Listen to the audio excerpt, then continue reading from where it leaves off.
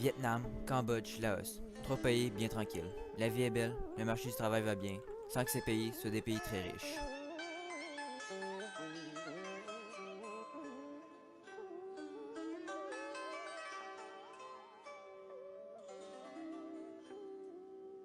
« 1955. Tout bascule.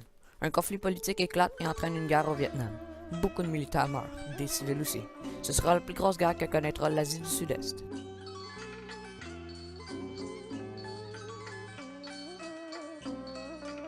Une quinzaine d'années plus tard, la guerre prend fin.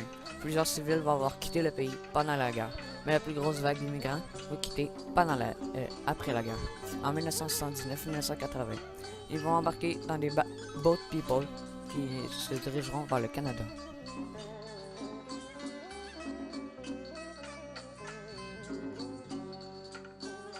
Les immigrants vont arriver au Canada dans les petits bateaux qu'on va nommer boat people, qui viennent du mot bateau et gens.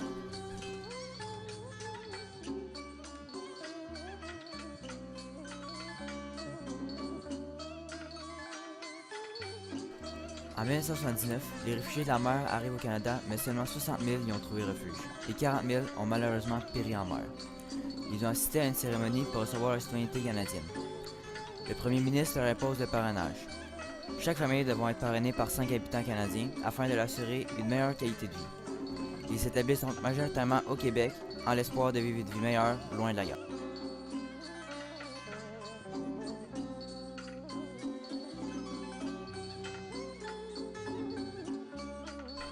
À l'aide des citoyens canadiens et les parrainants, ils finirent donc par s'établir de façon permanente au Québec et un peu partout au Canada.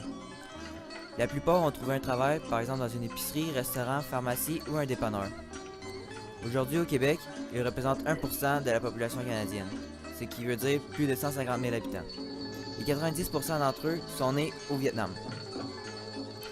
Les Canadiens d'origine vietnamienne sont en général des enfants ou des jeunes adultes, dont 50,6% sont des femmes. 48% des réfugiés de la mer aujourd'hui affirment pratiquer le bouddhisme. Ils vivent une vie paisible et sécuritaire, loin de la guerre.